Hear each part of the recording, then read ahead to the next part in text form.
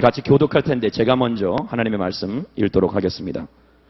이스라엘이 시딤에 머물러 있을 때 백성들이 모압 여인들과 음란한 짓을 저지르기 시작했습니다.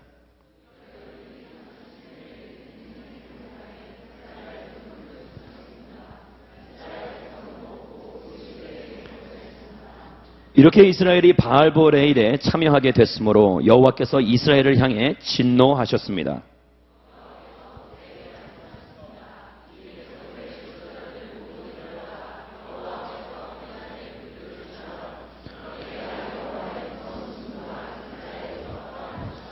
그러자 모세가 이스라엘의 재판관들에게 말했습니다. 너희는 각자 자기 사람들 가운데 바알보레일에 참여했던 사람들을 죽여라.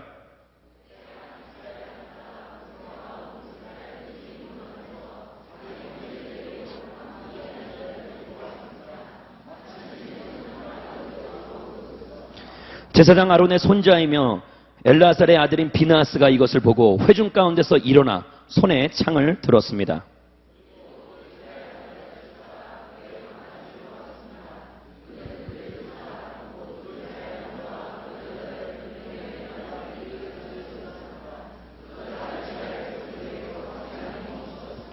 그 재앙으로 죽은 사람이 24,000명이었습니다.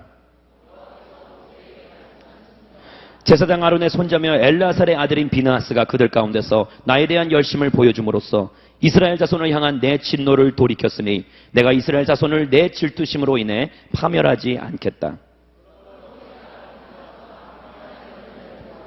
같이 읽겠습니다. 비나스와 그의 뒤에 오는 후손들에게 영원한 제사장직의 언약이 있을 것이다. 이는 그가 자기 하나님을 위해 열심을 내서 이스라엘 백성들을 속죄했기 때문이다. 아멘. 하나님의 말씀입니다. 이때쯤 되면 이상주 목사님께서 올라오셔야 하는데 할렐루야. 제가 대신 오늘 하나님의 말씀을 전하게 되었습니다. 실망하지 마시고 벌써 몇 분들의 표정이 별로 좋지가 않은 것 같아요. 회개할지. 제가 어제 한국에서 이제 운전면허를 따로 강남에 있는 면허 시험장에 가게 되었습니다. 저는 오랫동안 17살 때부터 미국에서 운전을 해서 사실 운전에는 이골이 난 사람이죠. 그런데 그러한 사람에게 이 운전면허를 따는 것은 사실 아무것도 아니죠. 그런데 그곳에 가서 그냥 운전면허를 바꾸기만 하면 되는 줄 알았는데 다른 복잡한 그런 절차가 있더라고요. 사전에 미리 알아보지 못한 저의 불찰이었습니다. 준비하는 영혼이 성공하는 영혼이요. 시간을 낭비하지 않은 영혼이죠. 그래서 그곳에 가서 9시부터 저녁 6시까지 하루 만에, 이것도 기적입니다. 하루 만에 필기, 기능, 도로주행까지 마쳤습니다. 할렐루야. 네, 박수를 쳐주시네. 할렐루야. 제 면허 딴 게 그렇게 좋으세요? 태워드릴 것도 아닌데. 그 면허를 따면서 굉장히 기뻤지만 또 한편으로는 제 자신의 그 운전하는 방법에 대해서 다시 한번 돌아보게 되는 그런 순간이었습니다. 이 기능 시험을 볼 때나 도로 주행을 할 때 이 컴퓨터와 또 옆에 계신 그 시험관분께서 그런 요청사항, 요구사항들이 있는데 그러한 것들을 다 일일이 교통법규를 어기지 않고 해야 되는데 어느새부턴가 제 이 운전하는 그 운전 모습이 20여 년 이상이에요. 22년, 3년, 4년인가요? 꽤 돼요. 근데 거의 그런 긴 시간 동안 운전을 하다 보니까 알게 모르게 제 자신의 몸에 배어 있었던 것입니다. 그래서 운전하는 이 모습이 두 손을 놓고 이 운전대를 붙잡아야 하는데 한 손으로 시그널을 주어야 되는데 시그널을 주지 아니하고 그리고 평상시에 정지해야 될 것에 정지하지 아니하고 그리고 가야 할 때에 가지 못하는 그런 어처구니 없는 것을 좀 보여주었습니다. 그래도 그런지 좀 자신감이 있어서 그런지 우리 시험관님이 긍휼함을 베풀으셔서 합격을 하게 되었는데 저랑 같이 시험 본 제가 참관인으로서 뒤에 탔었을 때는 한 젊은이가 모르겠어요. 예수님을 믿는 분인지 아닌지 모르겠지만 사고를 낼 뻔해서 제가 앞으로 이렇게 쏠리면서 다리를 다쳤어요. 정말 미안해하는 그 친구 그냥 그 자리에서 시험관이 차에서 내려오세요. 제가 운전하겠습니다. 그렇게 말씀하시더라고요. 그걸 보면서 알게 모르게 제 삶 가운데서 느낀 것은 영적인 의미에서 이 교통 법규를 잘 지켜야 하고 규칙대로 잘 운전을 해야 되는 제가 어느새부턴가 처음에는 그렇게 배웠죠. 처음에는 정식으로 배우고 처음에는 정말 법규를 잘 지키고 규칙을 잘 지켜야 하는, 질서를 잘 지켜야 하는, 위반을 하지 않는 그런 이 안전운전, 그런 모범 운전자로서 그렇게 교육을 받고 그렇게 운전면허를 땄지만 어느새부턴가 알게 모르게 계속해서 운전을 하다가 다른 사람들을 쫓아가다가 다른 사람들이 서지 않고 그냥 가기에 나도 뒤를 따라가고 다른 사람들이 빨리 달리기에 나도 빨리 달리면서 어느새부턴가 제가 그러한 습관이 들어버리고 저도 모르게 그러한 것이 불법인지 아닌지 법을 어기는 것이 아닌지를 제대로 인식하지 못하면서 운전했던 저의 모습을 살펴보게 됐습니다. 사실 오늘 말씀은 바로 그러한 맥락에서 볼 수 있는 말씀인 것입니다. 이스라엘 백성들의 삶 가운데서 이 죄악된 모습들이 확연하게 드러나는 것이죠. 그런데 알게 모르게 세상과 조금씩 그냥 같이 살다 보니까, 세상에 더불어서 살다 보니까 물들어가는 거예요. 세상에 조금씩 타협하면서 내 자신의 삶의 이 영역을 조금씩 내어주면서 그러다가 어느 순간 가장 중요한 영역까지 내어주게 되는 그런 어처구니 없는 결과를 저와 여러분들은 말씀을 통해서 지금 보고 있는 것입니다. 민수기서 25장의 말씀에 1절의 말씀을 보시면 이스라엘이 시뜸에 머물러 있을 때 백성들이 모압 여인들과 음란한 짓을 저지르기 시작했다고 말씀은 이야기합니다. 시뜸이란 곳은 가나안 곳, 하나님의 약속하신 그 약속의 땅에 들어가기 전 모든 이스라엘 백성들이 마지막으로 머물렀던 곳입니다. 그 마지막으로 머물렀던 그 시뜸이란 그곳에서 여태까지 정말 쉼없이 달려왔죠. 40여 년 동안, 그 긴 세월 동안 이스라엘 있는 광야, 신의 광야를 계속해서 돌아다니면서 끊임없이 정처 없이 헤매다가 드디어 약속의 땅에 1세대가 나서 드디어 2세대가 그 약속의 땅에 들어가려 하는 그 목전, 바로 그 입구에서 그들은 이제 어쩌면 그들의 영적인 그런 긴장감이 흐트러졌는지도 모르겠습니다. 그들이 정말 가지고 있었던 그러한 이 마음, 그곳으로 들어가야겠다는 그런 마음보다는 어느새부턴가는 안이해지고 해이해진 그들의 영적 모습을, 상태를 말씀은 이야기하고 있다는 것입니다. 이스라엘이 시뜸에 머물러 있을 때에 백성들이 모압 여인들과 음란한 짓을 하였다.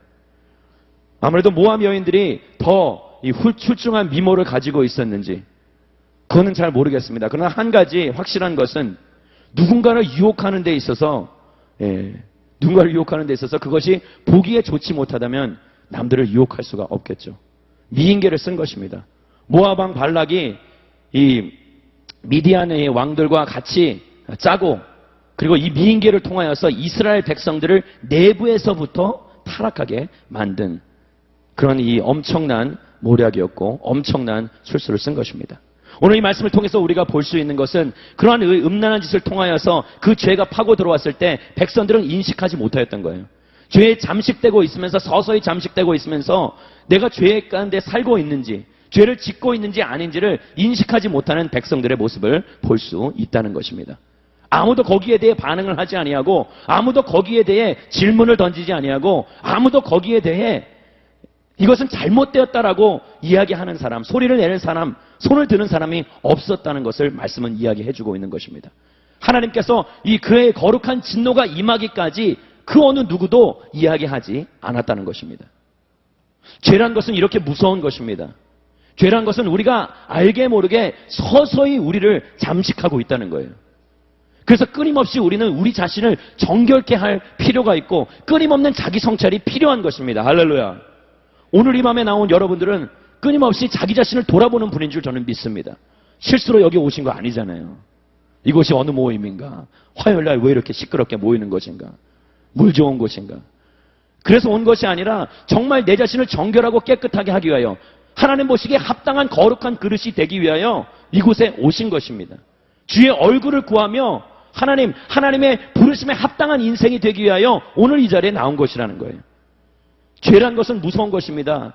심지어 하나님의 마음에 합하다라고 사도행전에 이야기했던 거룩한 다윗 왕, 우리가 너무나도 잘 알고 있는 다윗 왕, 그의 삶 가운데서도 어떠한 일이 벌어졌습니까? 이 밧세바와 동침하게 되면서 그렇죠. 그도 사실 어떻게 보면 이 계속 목적 있게 목표 지향적인 그런 사람이었어요.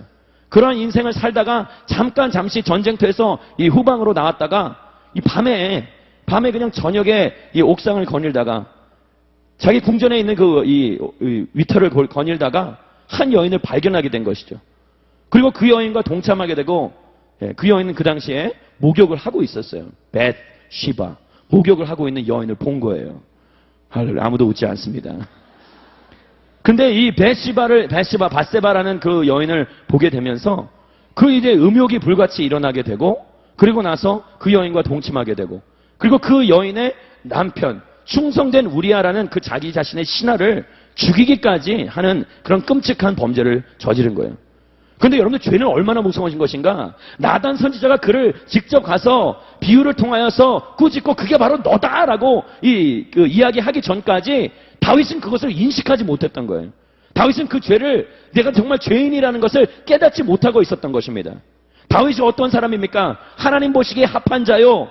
그는 정말 사울 왕을 죽일 수 있는 기회가 2번이나 있었음에도 불구하고 내가 하나님의 세운 그 사람을, 기름 부은 그 사람을 내가 어찌 함부로 하리요? 그런 이 말을 하면서, 그런 말씀을 선포하면서 그는 절대 하나님이 세우신 것을 내 손으로 해야 할 수 없다라고 지키며 끝까지 자기 삶을 하나님의 이 원하시는 그 방향대로 살아갔던 그런 이 거룩한 인물이라는 거예요. 그런데 그조차도 죄가 그 삶 가운데 들어왔을 때에 자기 자신은 인식하지 못하였던 것입니다. 죄를 간과하지 않게 되기를 주의 이름으로 축원합니다. 죄의 심각성을 깨닫게 되기를 주의 이름으로 축원합니다. 죄라는 것에 두려움에 사로잡히는 인생은 아닙니다. 왜? 죄는 이미 우리 주 예수 그리스도께서 이기셨기 때문입니다. 할렐루야.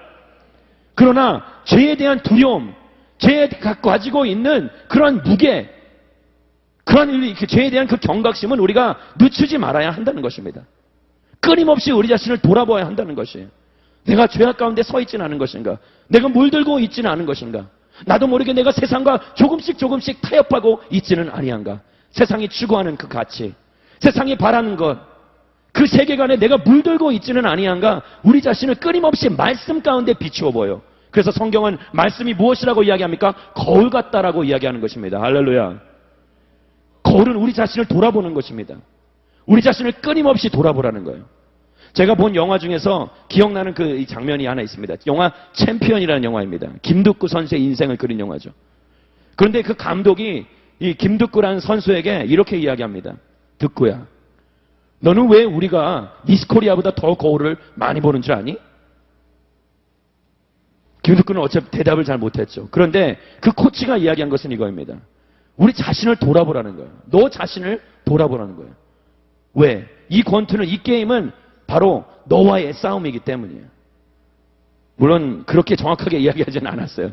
제가 기억이 가물가물합니다. 그러나 그 말 뜻은, 그 안에 담겨져 있는 그 뜻은 정확합니다. 저는 그 대화를 들으면서 기억하면서 그런 생각을 했어요. 하나님께서 우리에게 말씀하시는 거예요. 코치 대신 예수 그리스도께서 우리에게 말씀하시는 거예요. 우리의 인생 가운데 끊임없이 거울을 바라보아야 한다. 할렐루야. 여러분들 또 집에 가서 거울 많이 사지 마세요. 말씀이 거울입니다. 말씀 안에 끊임없이 나를 비춰 바라볼 때에, 끊임없이 나를 성찰할 때에 우리 자신의 모습을 보게 되고, 그리고 우리 자신과 끊임없이 싸우며 내 자신을 비우고 하나님만이, 거룩한 하나님만이 드러내는 인생을 살 수 있게 된다는 것입니다. 여러분들 반칙도 계속하다 보면은 정규규칙같이 느껴지고, 불법도 계속 행하다가 보면은 그것이 합법같이 느껴지는 것이에요. 다윗이 그런 인생을 살아왔다는 것입니다. 죄송합니다. 이스라엘 백성들도 그렇게 살아왔어요. 이스라엘 백성들도 그런 유혹, 겉보기에는 달콤한 그런 유혹 가운데 휩싸여, 그런 미혹하는 영들 가운데 완전히 거기에 얽매여서 하나님을 배반하기 시작한 것입니다. 2절 말씀에 이스라엘 백성은 그들이 초청했다고 이야기합니다. 가벼운 초청이었어요. 겉보기에는 아무것도 아닌 굉장히 프렌들리한, 친밀한 그런, 그냥 한번 오라고, 같이 와서 우리 함께 식사하자는 그러한 초청이었습니다. 그런데 그 초청 가운데 숨겨진 어마어마한 음모를 파악하지 못했던 것입니다. 2절 후반부에 이스라엘 백성은 먹고 그 신들에게 경배했습니다. 먹고 마시고 그들과 함께 즐기는 가운데 자연스럽게 그들과 동화되고 그들이 섬기는 그 신들에게 절을 하는 것이에요. 야, 내가 뭐 이들과 같이 함께 하고 있는데, 이방인들, 그리고 하나님을 섬기지 않는 사람들이지만 이들과 함께하는 것이 무엇이 그렇게 죄악된 것일까? 무엇이 그게 그렇게 잘못된 것일까라는 그런 생각 가운데 조금씩 그들이 하자는 대로, 그들이 이끄는 대로, 그들이 잡아끄는 대로 그들의 삶을, 그들의 자기 자신을 그냥 맡기고 의탁하였다는 거예요. 그리고 결과는 바로 하나님이 가장 경멸하시고 증오하시는 우상을 섬기게 되고, 거짓 하나님을 경멸하고 하나님을 등에시 여기고 하나님을 그들의 삶 가운데서 완전히 제외한 채 다른 신들을 추구하며 따르기 시작했다는 것입니다. 엄청난 결과를 초래한 것이죠. 우리의 삶 가운데 지금 내가 짓고 있는 죄악된 모습이 그러한 엄청난 결과를 초래하지 않을 수 있도록 미리 끊어버릴 수 있는, 단호하게 절단할 수 있는 그러한 결단이 있는 밤이 되기를 주의 이름으로 축원합니다. 그렇게 움직이셔야 된다는 거예요. 유혹이란 달콤한 것입니다. 창세기 3장 6절의 말씀을 같이 한번 보도록 하겠습니다. 창세기 3장 6절. 여자가 보니 그 나무의 열매가 먹기에 좋고 눈으로 보기에도 좋으며 지혜롭게 할 만큼 탐스러워 보였습니다. 여자가 그 열매를 따서 먹었습니다. 그리고 자기와 함께 있는 남자에게도 주니 또 먹었습니다. 여러분들, 여자가 보니 그 나무 열매가 먹기에 좋고 보기에도 좋고 지혜롭게 할 만큼 탐스러워 보였다는 거예요. 모든 것이 갖추고 있는 모든 요소가, 내가 원하는 그 모든 것들이 다 거기에 들어가 있는 거예요. 세상이 주는 유혹이 그렇게 달콤해 보입니다. 그 안에 내용물은 어떤지, 쓴지, 단지 우리는 알 수 없으나 겉모양으로 보았을 때는 그것이 우리를 충분히 현혹시키고도 남을 만한 그런 매혹적인 것이라는 거예요. 제가 아까 말씀드렸듯이 그런 유혹, 달콤한 유혹이라는 거예요. 그런데 우리를 매혹시키는 영혼들, 이 땅에 살아가는 그런 모든 악한 선지자들, 거짓 선지자들도 그러한 마음가짐으로, 그러한 모습으로 우리에게 다가온다는 거예요. 두렵게 다가오지 않습니다.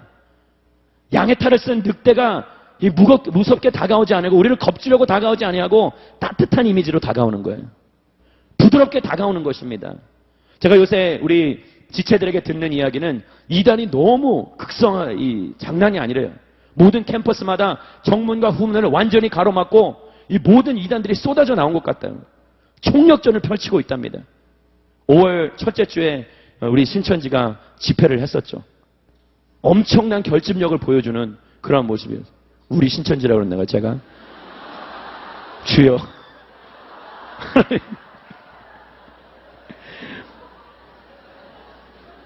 이쯤 되면은 제가 이렇게 끌려 내려가야 되는데.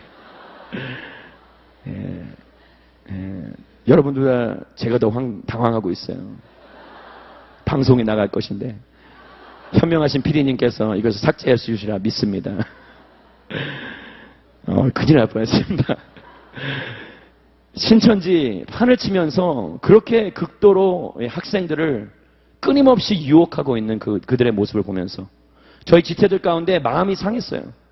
자기도 모르게 거기에 이끌림 바 되어서 자기의 삶과 시간을 그냥 들여버린 거예요. 물론 거기에 완전히 빠지지는 않았습니다. 왜냐? 제가 한 말이 기억나서 그 지체가 선포했대요. 교회 밖에서 성경 공부하면 저희 목사님이 죽인대요. 제가 겉보기와는 달리 굉장히 과격한 성격입니다. 그래서 어쨌든 그러한 신천지들이, 이단들이, 사이비들이 판을 치고 있는 이 시대에 그건 미혹하는 영들이죠. 겉보기에는 너무 좋아 보입니다. 어떠한 기적들이 일어나는 것 같습니다. 그곳에 몸을 담고 있을 때 내 삶에 풀리지 않는 문제들이 풀리는 것 같고, 고쳐지지 않았던 질병들이 낫는 것을 보게 되는 것 같고, 그리고 내 주변에 있는 이 일들이, 사업들이 잘 되는 것 같고, 무언가 열리는 것 같아요. 그런데 반면에 예수님을 믿고 주님의 뜻을 따르고자 한다니까 거기에는 고난과 고통과 힘든 일들만 기다리고 있는 것 같고, 비교해 보았을 때 그것이 훨씬 더 나아 보이는 거예요. 하나님은 끊임없이 희생을 이야기하시고 헌신을 이야기하고 내 주마다 불편하게 죽으라는 거예요. 죽어야 내가 산다. 그런 역설적인 이야기만 끊임없이 이야기하는 그러한 교회를 보면서 마음이 답답하고 어려워하는 것입니다. 그러면서 자연스럽게 이단과 사이비, 그리고 각장 미혹하는 그런 영들의 이끌림 바 되어서 그들을 바라보게 되고, 그들을 뒤쫓게 되고, 그들을 뒤쫓게 되다가 조금인데 괜찮아, 한두 번인데 괜찮아, 한 번인지 한 번, 두 번 들어볼까? 제가 아는 지체 가운데서 어떻게 한번 정말 말씀을 그렇게 잘하는지, 왜 그 말씀하면 다 그렇게 족족 넘어가는지 내가 한번 들어봐야겠어. 바보 같은 종이에요. 제가 한 대 때릴 뻔했어요. 성경으로. 근데 이 중요한 것은 그러한 이 사람들이 많다는 거예요. 그런 이끌림 가운데 겉보기에 그런 이 화려한 그러한 것에 이끌림 받아서 자기 삶과 시간을 드릴 때에 걷잡을 수 없는 결과를 초래한다는 것을 우리가 알아야 할 것입니다. 할렐루야. 종교다원주의와 혼합주의. 사실 한국은 이 종교다원주의보다는 혼합주의가 더 위험하죠. 혼합주의가 판을 치고 있는 이 시대에, 이 시점에 우리가 깨달아야 할 것은 진리는 오직 하나이다. 할렐루야. 이 땅에 산에 올라가는 길, 많은 사람들은 산에 올라가는 길이, 정상으로 올라가는 길이 여럿이 있다고 이야기하지만 아닙니다. 그리스도를 믿고 따르는 주의 백성들에게 정상에 올라가는 것, 그리스도가 계신 그곳에 올라가는 것, 영화로운 자리에 올라가는 것은 오직 예수 그리스도를 통해서만입니다. 할렐루야. 내가 곧 길이요 진리요 생명이니 나로 말미암지 않고는 아버지께로 나아갈 자가 없다고 말씀하신 것과 같이 오직 예수 그리스도만이 우리 삶 속에 진정한 대안이 되는 줄 믿으시기 바랍니다. 삶의 구원을 주시는 거예요. 이 기초가, 이 본질이 흔들려서는 절대 안 된다는 것이에요. 이거를 흔들어 놓고 이것을 자꾸 헷갈리게 하는 것이 미혹된 영혼들이 하는 것입니다. 우리가 오늘 이 말씀을 보면서 우리 이스라엘 백성들이 겪었던 그러한 일들을 보면서 이 민수기 25장을 통해 보면서 우리도 비슷한 길을 걷지 않고 어떻게 하면 우리가 깨어있어, 영적으로 각성하고 깨어있어 이 마지막 이 시대를 승리하는 인생, 주님이 원하시는 그런 거룩한 도구의 인생을 살 수 있을까를 조금 더 살펴보게 되기를 소원합니다. 왜 이런 일이 일어난 것인가? 저는 이렇게 세 가지로 나누어 봤습니다. 첫 번째는 아니란 생각이죠. 아니한 생각. 너무 쉽게 생각한 것입니다. 신앙을 너무 가볍게 생각한 것이에요. 신앙이라는 것이 그냥 예수 그리스도를 믿고 나는 선택받은 민족이다, 나는 택함받은 백성이다, 그런 선민의식이 있는 유대인들, 그런 아니한 생각이 그들로 하여금 이런 죄악 가운데 빠지게 한 것입니다. 아니한 생각이에요. 오늘날도 수많은 그리스도인들이 그냥 예수 그리스도를 믿고 그냥 거기에서 나 구원 받았어, 예수님 믿었어, 거기에서 그냥 그쳐버리는 거예요. 더 이상 알고 싶어 하지도 않고 더 이상 듣고 싶어 하지도 않고 나 구원 받았으니까 마치 생명보험에 내 이름을 쓴 것 같이, 마치 건강보험에 내 이름을 쓰고 무언가 잘못되면 그 보험이 나를 어떻게 해줄 것이란 그런 막연한, 그런 아니한 생각을 가지고 살아가는 것입니다. 다시 한번 말씀드리지만 예수 그리스도는 보험이 아닙니다. 아멘을 아무도 안 하시네요. 예수 그리스도는 우리의 생명보험이 아니라는 거예요. 우리 이 땅에서의 삶이 마감될 때에, 이 땅에서의 생명의 호흡이 다 끝날 때에 그때 가서 뭐 예수 그리스도께서 나를 어떻게 해주실까, 그러한 아니한 생각을 버리시고 오늘 이 거룩한 주 예수 그리스도 안에 붙들림 받은 자로서, 예수 그리스도를 믿고 따르는 자로서 이 복음에 대해 그 심각성, 복음에 대한 중요성에 대해서 다시 한번 그것을 인식하게 되기를 주의 이름으로 축원합니다. 중요한 거예요. 이 말씀은 너무나도 중요한 것입니다. 우리가 더 말씀에 대해서 진지할 필요가 있다는 거예요. 복음에 대해서, 구원에 대해서, 우리 신앙인의 삶에 대해서 더 진지할 필요가 있다는 거예요. 가볍게 대할 때에 하나님께서도 가볍게 대하실 것입니다. 우리가 하나님을 간과할 때에, 이 복음을 간과할 때에, 구원을 간과할 때에 그도 우리를 간과할 것이라는 것을 기억하셔야 한다는 거예요. 두 번째는 왜 이런 일이 일어난 것일까? 영적인 나태함입니다. 사실 비슷한 것이죠. 그런데 어떻게 보면 이 시대에 살고 있는 이스라엘 백성도 마찬가지입니다. 약속한 땅에 들어간 거예요. 이제 40년 동안의 방황은 끝이 났습니다. 지겹고 지겨운 이 광야 생활, 만나 매출하기 이제 더 이상 보지 않아도 돼요. 얼마나 지겨웠을까? 그렇겠죠. 그런데 그런 40여 년 동안 그 광야를 도는 맴도는 인생을 살지 않고 적과 꿀이 흐르는 그 땅을, 하나님께서 약속하신 그 땅을, 포도송이가 정말 얼음 팔뚝보다 큰 그러한 그 약속된 그 땅에 들어갈 때만을 기다리고 사모하며 고대했다는 것이에요. 오늘날 우리의 삶 가운데서도 우리가 영적으로 나태해지는 이유는 이 땅에서 평안함이 아닌 편안함을 추구하기 때문입니다. 우리는 이 땅에서 끊임없이 편안함만을 추구하는 것이에요. 내가 어떻게 되면 더 잘 살 수 있을 것인가? 더 편안하게 내 인생을 누릴 수 있을 것인가? 즐겁고 행복한 인생을 살 수 있을 것인가? 여러분들, 그렇다고 해서 행복과 즐거움을 추구하지 말라는 것은 아닙니다. 하나님께서 그의 백성들이 즐겁고 행복한 인생을 사시는 것을 원하십니다. 할렐루야. 여러분들, 하나님 무슨, 여러분들, 개부도 아니고 여러분들 막 힘들게 막 고난 가운데 막 책찍질하면서 앵벌이 시키고 아니에요. 하나님 뭐 여러분들 고난 가운데 고통 가운데 야 꼴 좋다 아니에요.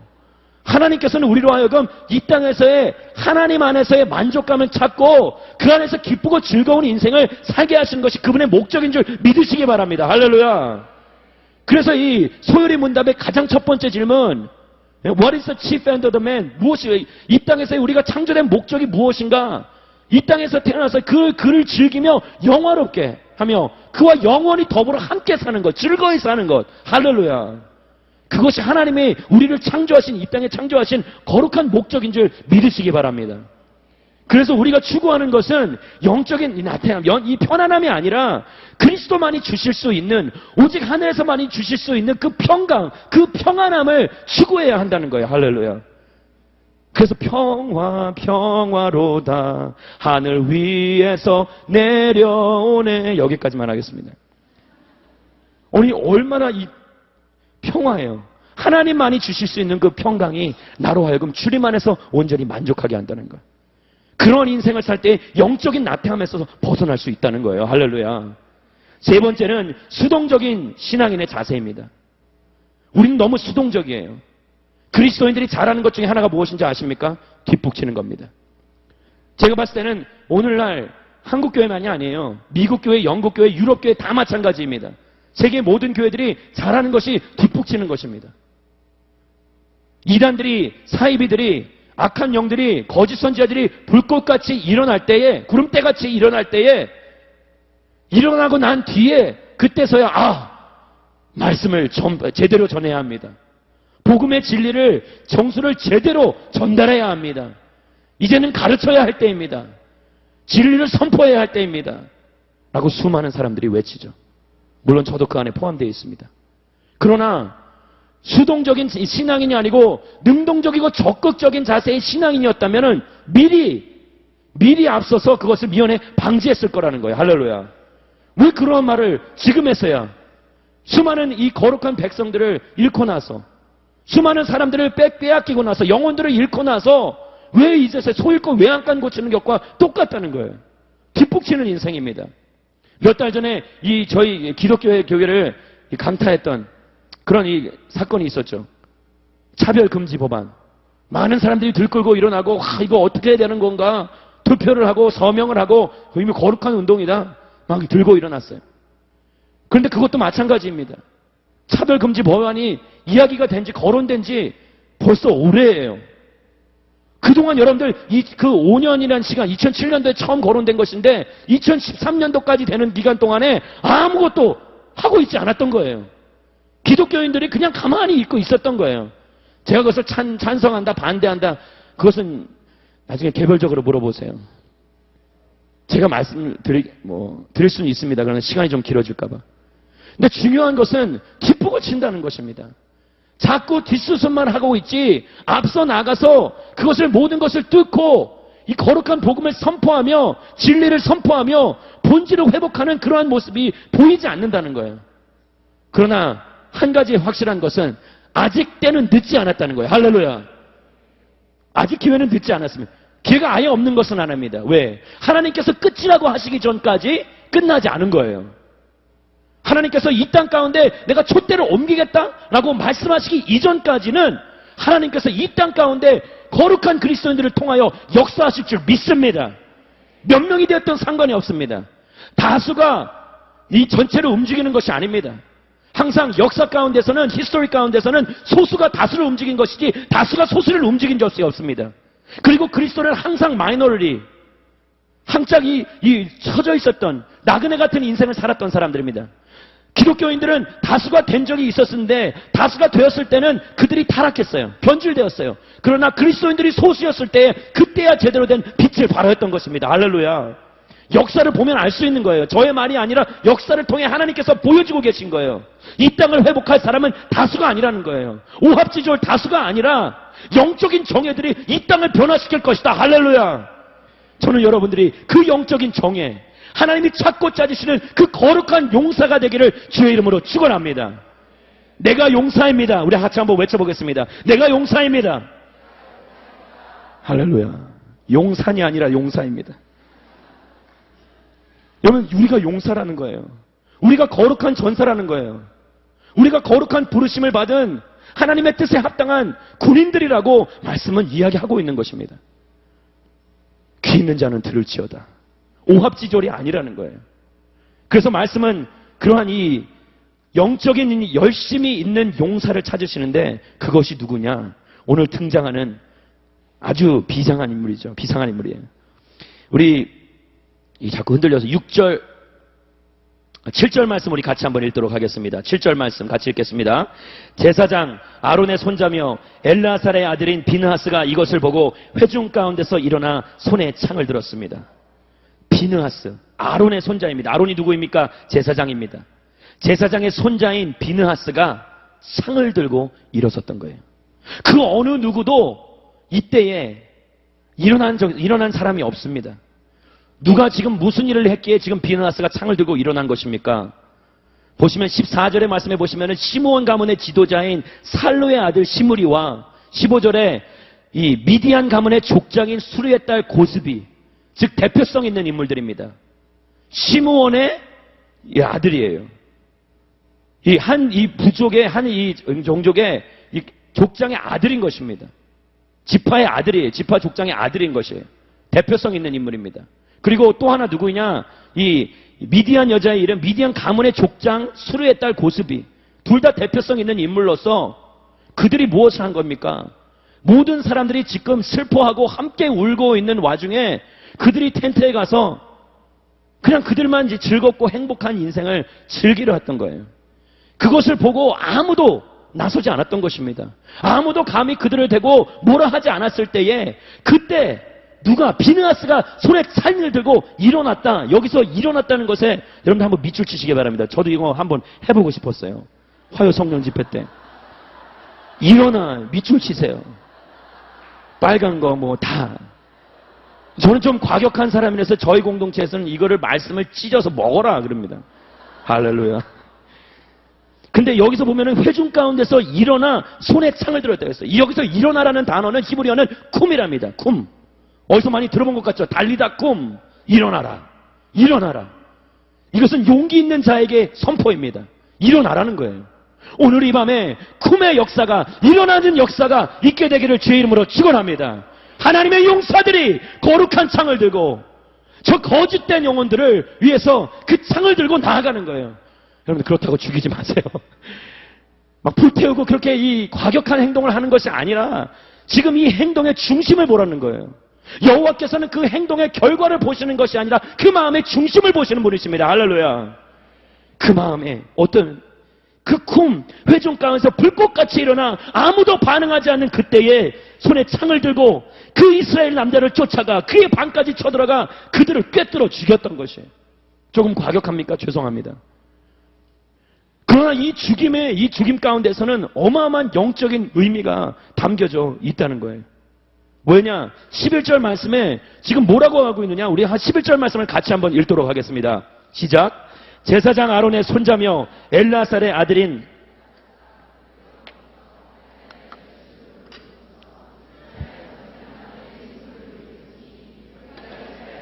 내 질투심으로 인해 파멸하지 않겠다. 구절이 길어서 제가 물을 마실 수가 있었습니다. 지금 말씀을 이야기하는 것은 뭐예요? 이스라엘 자손을 내 질투심으로 인해 파멸하지 않겠다는 거예요. 즉 거룩한 진노는 어디에서 비롯된 것인가? 그 백성들을 끊임없이 사랑하시는 하나님의 사랑. 그런데 그 사랑을 저버린 이스라엘 백성들을 바라보고 거룩한 진노, 질투감이 막 질투심이 불꽃같이 일으셨던 하나님의 진노를 이야기하는 것입니다. 그 진노를 수그러뜨리기 위하여서 어떠한 일이 이루어져야 하는 것인가? 비느하스가 나에 대한 열심을 보여줌으로써, 즉 어떠한 결과를 이야기하는 것이 아니라 하나님께서는 그 마음의 동기 그리고 그 과정을 하나님께서 보신 거라는 거예요. 할렐루야. 담대함을 보신 거라는 것입니다. 여러분들, 이 상황은 사실 지금 오늘날 이 시대의 이 기준으로 보았을 때 합당치 않은 것입니다. 도덕적이나 윤리적으로 보았을 때, 종교적인 면에서 보았을 때, 참고로 기독교는 종교가 아닙니다. 도덕이나 윤리를 쫓는 기독교는 그런 종교가 아닙니다. 기독교는 살아계신 예수 그리스도를 쫓는 그런 거룩한 제자들의 모임입니다. 할렐루야. 그래서 여러분들 종교라는 단어를 쓰지 않았으면 좋겠어요. 그런데 말씀은 이야기하는 거예요. 나에 대한 열심을 보여줌으로써 그 과정, 처음에 어떻게 그 과정이 시작되었던가, 마음의 동기, 그 선한 동기를 하나님께서 보시고 그 거룩한 분노 참지 못한 거예요. 어떻게 하나님을 이렇게 경멸할 수 있는 것인가? 지금 많은 백성들이 죽어가고 있고 슬퍼 울고 있는 이 시점에 어떻게 공공연하게 벌건 대낮에 이 사람들이 이런 끔찍한 죄악을 하나님 보시기에 행하고 있는 것인가? 그런 거룩한 분노를 드러냈다는 것이에요. 오늘날 하나님께서 쓰고자 하시는 분들은 바로 이러한 마음을 가진 사람들입니다. 참지 못하는 거예요. 이 세상이 이렇게 변하고 있는데 어떤 사람들은 이건 내 문제가 아니야. 이것은 나랑 상관없는 문제야. 내가 함부로 이것에 입을 놀리다가는, 내가 함부로 이것에 손을 들다가는 나도 불이익을 당할 수 있어. 저 사람은 족장의 아들이요 미디안 족장의 딸인 저 사람들에게 내가 함부로 대할 수 없기에 나는 그저 다른 사람들과 모두 마찬가지로 그냥 가만히 잠잠히 기다리고 사태를 지켜볼 거야. 여러분들, 이것이 오늘날 이 시대에 수많은 그리스도인들의 모습이라는 거예요. 택함받은 백성들이 하나님의 이름이 더럽혀지고 망령되이 일컬어지고 그가 엄청난 수모와 엄청난 이 모욕을 당하고 있음에도 불구하고 잠잠히 있는 거예요. 내 일이 아니라는 거예요. 내 개인적인 삶 속에서의 어떤 변화가 없기에 그분이 모욕을 당하건 그분이 경멸을 당하건 나와는 하등의 관계가 없기에 그냥 가만히 손 놓고 앉아 있는 거예요. 그러나 하나님을 사랑하시는 분들이라면 움직여야 합니다. 반응해야 합니다. 하나님을 진심으로 사랑하고 우리가 계속 고백하잖아요. 하나님 진심으로 사랑합니다. 하나님이 당신이 나를 사랑하여 주셨기에 나도 당신을 사랑합니다라는 그 고백이 있는 사람이라면 이러한 시점에 불꽃 같은 정말 거룩한 분노로서 일어나야 한다는 거예요. 할렐루야. 마치 다윗이 이스라엘 진영에 점심을 갖다 주러, 형들에게 점심을 갖다 주러 갔을 때 골리앗이 하나님의 이름을 경멸한 거예요. 택함받은 백성들을 조롱한 것입니다. 너희의 신이 어디 있느냐? 그때 그 어린 다윗이 영적인 부담감, 거룩한 부담감과 책임감을 느끼고 일어선 거예요. 저 벌레만도 못한 어찌 저 야만인이 거룩한 하나님의 이름을 망령되이 일컬을 수 있는 것인가? 내가 나가서 싸우겠습니다. 용사는 그렇게 만들어지는 것입니다. 용사는 그렇게 빚어지는 것입니다. 내 마음 가운데, 내면서 깊은 곳에 하나님을 사랑하는 마음 가운데 그의 이름이 거론되고 망령되이 일컬어질 때에 내가 나가서 그 이 이름을 다시 하나님의 그 이름을 회복시키고 이 땅에 하나님의 위엄이, 영광이 드러나게 할 것이다. 할렐루야. 우리 그렇게 외쳤잖아요. 우리 그렇게 같이 예배 전에 기도하였잖아요. 하나님의 영광이 이곳에만 갇혀있는 것이 아니라 하나님의 영광이 세상 가운데, 열방 가운데 드러내고 나타나지도록 우리 그렇게 기도했지 않습니까? 영광이 드러나야 된다는 거예요. 나타내야 된다는 거예요. 거룩한 분노를 일으키고 이 땅 가운데 내가 해야 될 것이 무엇인가를 살펴보고 나아가야 한다는 것입니다. 할렐루야. 카운트다운은, 여러분들의 집회는 그러한 여러분들을 지금 초청하고 있는 거예요. 바알신에게 고개를 숙이지 않은 자, 다른 이방신들을 섬기지 않고 끝까지 그 영적인 이 정결을 지킨 그 사람들을 하나님께서 찾으시는 거예요. 마지막 이 시대에 그가 쓰고자 하시는 거룩한 용사들을 찾으시는데 저와 여러분들이 동참케 되기를 주의 이름으로 축원합니다. 나가셔야 돼요. 일어나야 합니다. 부르짖어야 합니다. 비느하스 같이 창을 들고, 조금 과격하죠. 그러나 창을 들고 말씀의 검을 들고 일어나야 한다는 거예요. 세상을 향해 표효하고 달려가야 한다는 거예요. 할렐루야. 이곳에서 비겁하게 숨어있는 것이 아닙니다. 모여서 함께 기도하고 함께 격려하여 세워주고 열방으로 향해 나아가야 한다는 것이에요. 비느하스를 보면서 하나님께서 뭐라고 말씀하시냐? 제사장이라는 단어를 사용하십니다. 이 비느하스는 다른 것이 아니에요. 하나님의 마음을 읽었던 사람입니다. 할렐루야. 제사장이란 다른 것이 아니라 하나님의 마음을 읽는 사람이에요. 우리 같이 한번 따라해 봅시다. 제사장이란 하나님의 마음을 헤아리는 사람이다. 제사장이란 하나님의 마음으로 이 땅을 바라보는 것입니다. 그것이 거룩한 제사장이에요. 비느하스에게 하나님께서 그 언약의 약속을 하신 거예요. 비느하스와 평화의 언약을 맺는다고 말하여라. 12절 말씀입니다. 그 평화의 언약을 맺은 거예요. 그리고 그를 세워주신 거예요. 영원한 제사장직에 언약이 있을 것이다 라고 말씀하신 거예요. 그런데 이 언약이 세워지기까지는 어떠한 일이 있었느냐? 바로 죽음이 있어야 한다는 것이죠. 이 언약이 완전히 세워지기까지, 이 평화의 언약이 세워지기까지는 죽음이 뒤따라야 한다는 것을 이 말씀은 보여주고 있다는 거예요. 하나님의 거룩한 진노가 수그러지기까지는 그 진노를 완전히 없애기 위하여서 누군가 대신 죽어야만 한다는 것입니다. 누군가 대신 피를 흘려야만 한다는 것이에요. 오늘 이 말씀은 비느하스의 잔인하고 난폭한 면모를 보여주려고 이런 것을 보여준 것이 아니라, 오늘 이 말씀은 우리에게 보여주는 영적인 의미는 무엇이냐? 이 땅 가운데 하나님의 거룩한 맹렬한 진노가 쏟아질 수밖에 없는 그런 상황 가운데 우리를 위해서 이 땅 가운데 스스로 자기 목숨을 내어주신 예수 그리스도를 보라는 거예요. 할렐루야.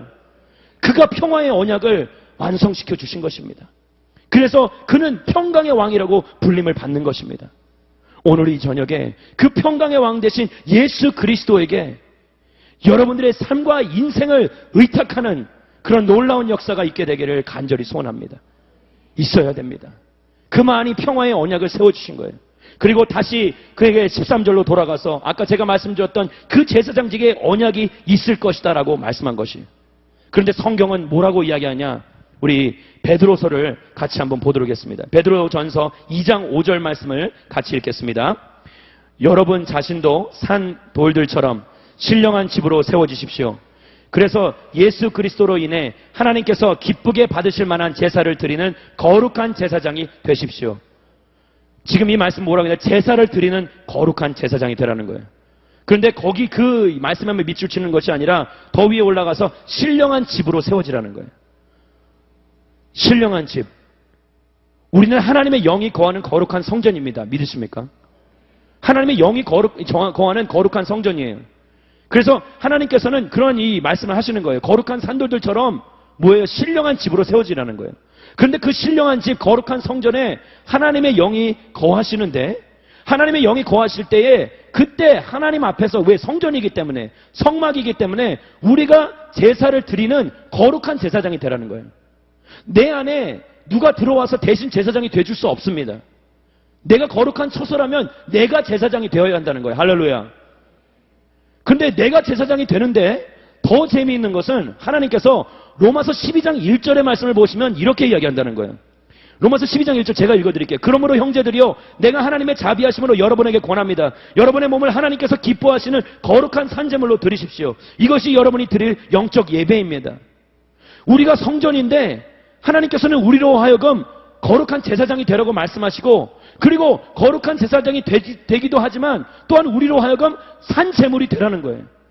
즉 우리가 산제물도 되고 제사장도 되고, 그리고 우리가 거룩한 성전이 된다고 하나님께서는 말씀 가운데 우리에게 선포하시는 거예요.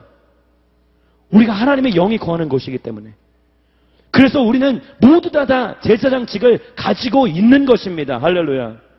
제사장직을 가진 사람은 하나님의 마음을 헤아린다고 제가 말씀드렸습니다. 하나님이 이 땅 가운데 어떠한 마음을 가지고 계신지, 안타까운 마음으로, 긍휼의 마음으로 이 땅을 바라보고 계신지를 우리도 알고 헤아려야 한다는 것이에요. 그래서 아버지의 눈이 어디로 향해 있는지, 아버지의 마음이 지금 어디로 가고 있는지, 아버지께서 지금 무엇을 위해서 흐느끼고 계신지를 우리가 그의 자녀이고 우리가 그의 거룩한 제사장이기 때문에 알아야 한다는 것입니다. 그래서 예레미야에서는 이야기하죠. 정말 부르짖으라는 거예요. 너희가 간구하고 부르짖어라. 크고 작은 하나님의 일들을 보여주시겠다. 할렐루야. 이 말 뜻이 바로 그 뜻인 것입니다. 하나님의 마음을 보여주겠다는 거예요.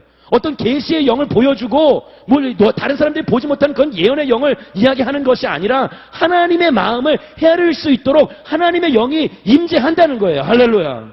오늘 이 밤에 그걸 구하시게 되기를 주의 이름으로 축원합니다. 하나님의 마음을 구하십시오. 이 땅 가운데, 내 삶 가운데서 주님, 도대체 하나님 무엇을 원하시고 바라시는 것입니까? 당신이 뜻하고 바라는 것만 이루어지는 역사가 있게 하여 주시옵소서. 그걸 선포하는 거예요. 오늘 제사장의 삶이 오늘 얼마나 중요한 것인가를 이야기하고 있는 것이에요. 제사장이라는 것은 다른 것이 아니라 그리스도와 연합한 인생입니다. 그리스도와 함께 되는 인생이에요. 그의 강력한 요청 가운데 끈질기고 집요한 추격 끝에 내가 완전히 오픈되어서 내 삶에 그가 들어오신 것이고, 이것은 우리는 불가항력적인 은혜라고 이야기합니다. 신학적인 용어로. 내가 어찌 손 써볼 수 없는 강력한 그의 힘, 이것이 복음의 능력이고, 이것이 제사장으로 만들어주신 하나님의 마음이라는 것이에요. 할렐루야. 그래서 우리로 부름받은 우리는 우리 자신을 어떻게 해야 되느냐, 제사장으로서 무엇을 해야 되느냐, 오늘 말씀의 주제이죠. 오늘 말씀의 주제는 무엇입니까? 제사장이여 영적 순도를 높여라입니다. 영적 순도를 높여라. 영적 순도를 높인다는 것은, 이 순도라는 것은 뭐예요? 퍼센티지죠. 근데 purity예요, purity. 정말 정결하고 깨끗한 가장 중요한 엑기스들만 모아서 나오는 것. 그 순도를 높이라는 거예요.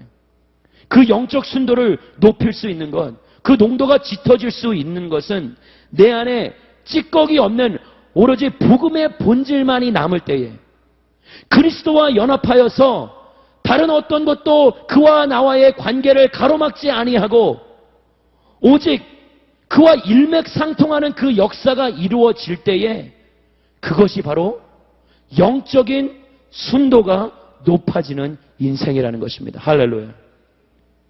여러분, 영적인 순도가 높아진다라는, 어떻게 보면은 미완성인 것 같아요. 왜? 계속해서 끊임없이 높아져야만 될 것 같거든요. 그러나 말씀은 이렇게 이야기하고 있습니다.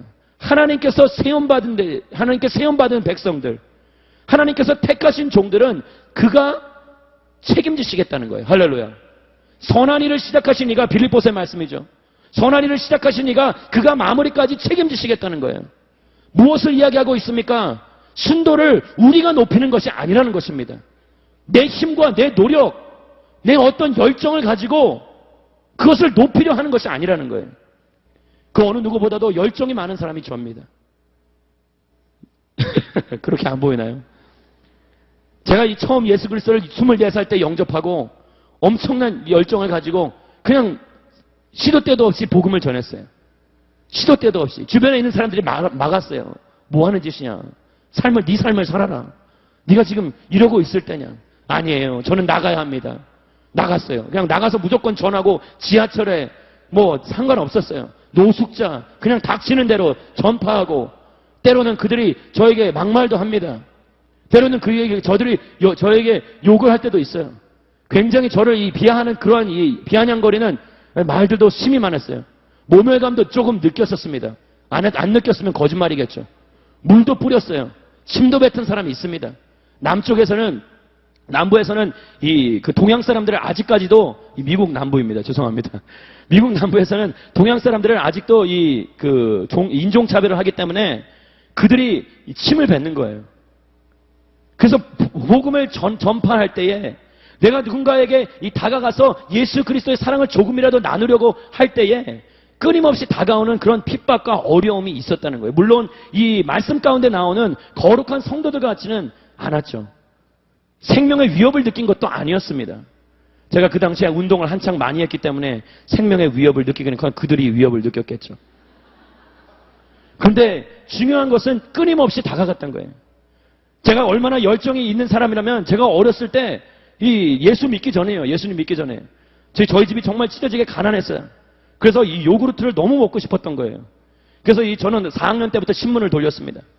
4학년 때, 초등학교 때부터 그때 신문 기억납니다. 서울신문. 다른 신문사들은 6학년 이하면 받아주지 않았어요. 그런데 서울신문만 유독히. 지금 생각해보니까 노동착취예요. 나쁜 사람들이에요. 스포츠신문 제가 아직도 기억납니다. 스포츠신문 몇 부 더 가져와서 그거 팔아서 몇백 원 더 가졌어요. 죄송합니다, 주님. 근데 이 신문을 돌리면서 그 야구르트를 보면서 주체할 수 없는 타오르는 욕망이 있었어요. 그걸 먹고 싶은 열정이 있는 거예요. 열정이 있기 때문에 한두 가지로 저는 성이 차지 않습니다. 아파트에서 쪼잔하게 거기 앞에 놓은 거 이렇게 해서 몇 개 요만하잖아요, 야구르트.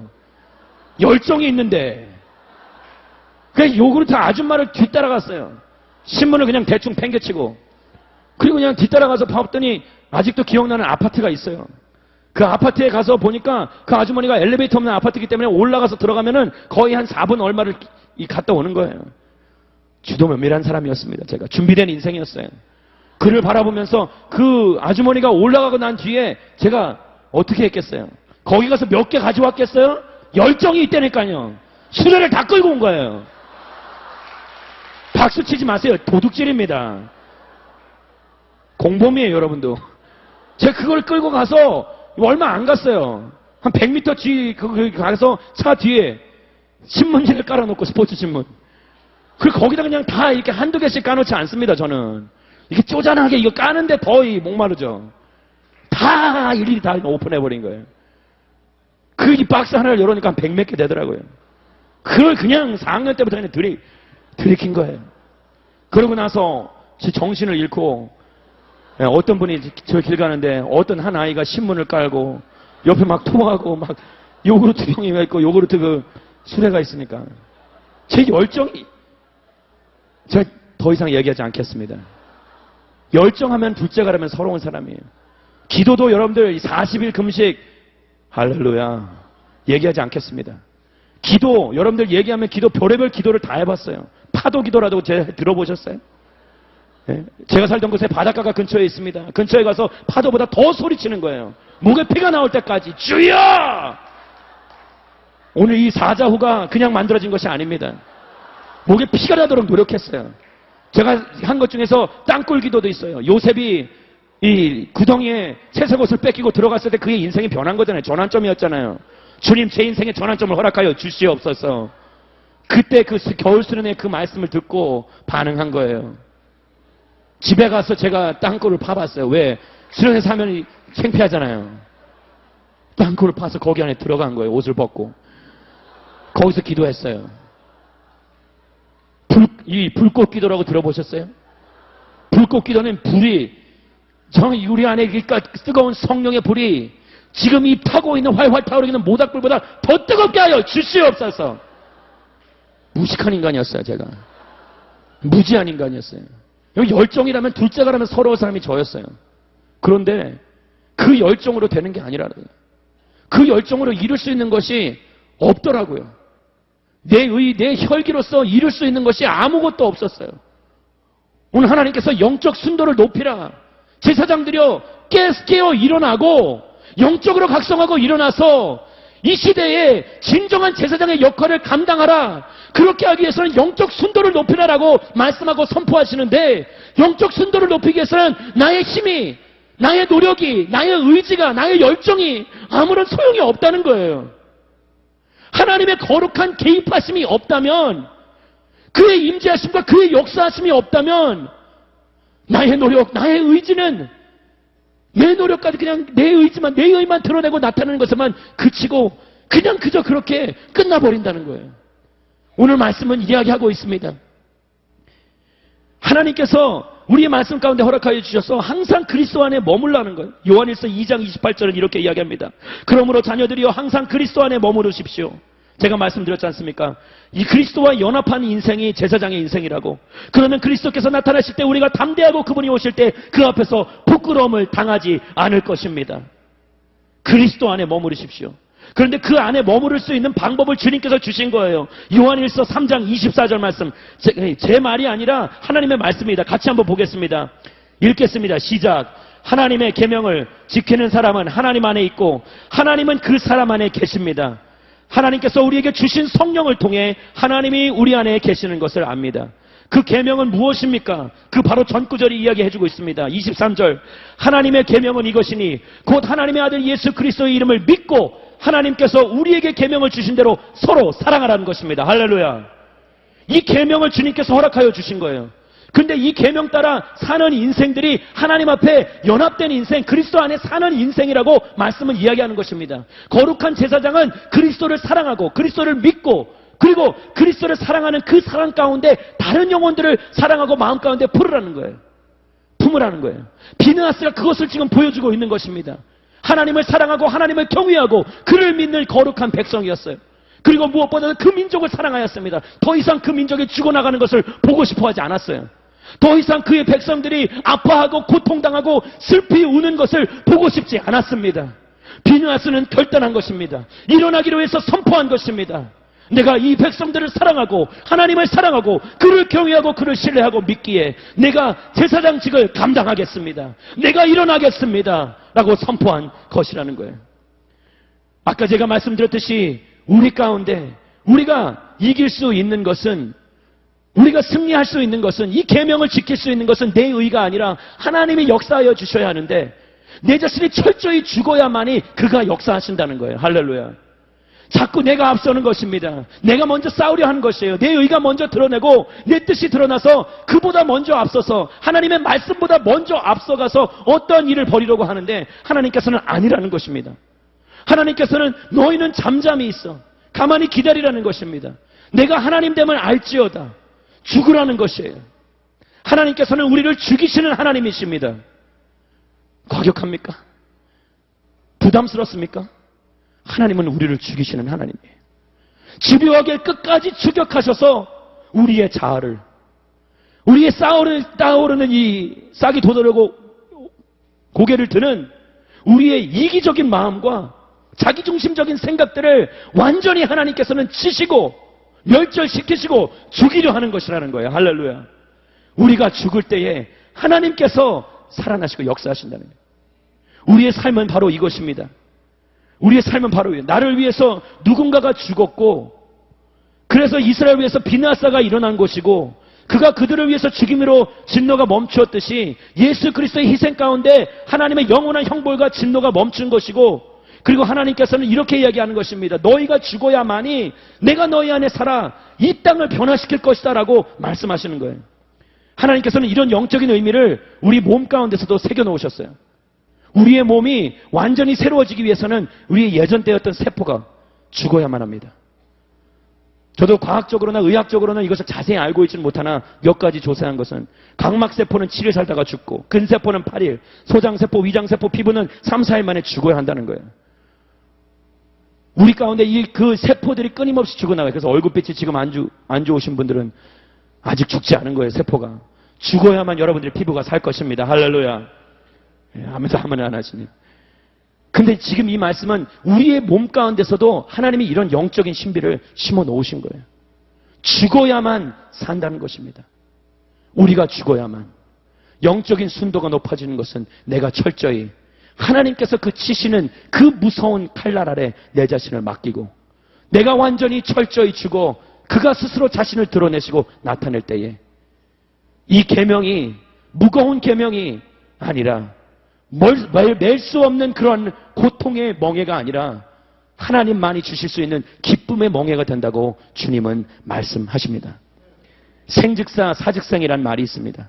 살고 싶다면 죽어야 하고 죽으면 산다라는 이야기입니다.